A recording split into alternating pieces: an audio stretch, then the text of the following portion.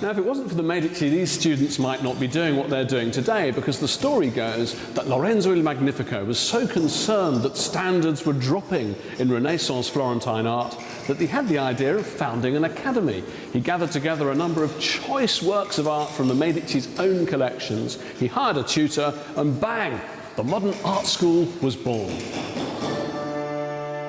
Lorenzo set up this academy in his own garden, where students would copy from his collection of classical sculptures.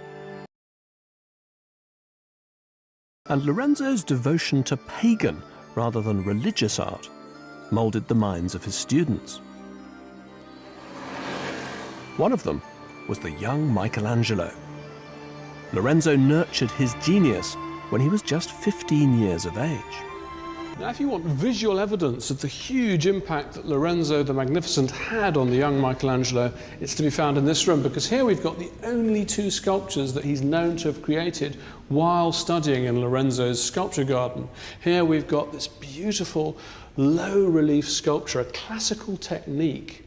It's the Madonna of the Stairs, and he was taught this technique by the sculpture instructor that Lorenzo had installed in the garden. Beautiful piece, but it's still within the religious language. If you want to see how Michelangelo's imagination was really opened up by the influence of Lorenzo, it's here in this great sculpture called the Battle of the Centaurs, which is one of the most precious things in the Michelangelo house, although they've actually allowed me to open the Perspex case so we can see the sculpture in its full glory.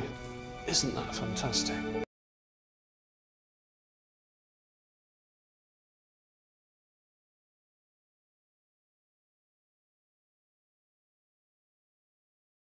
Here you've got these writhing bodies, not a religious reference, not a trace of saintly iconography. This is a purely classical work of art.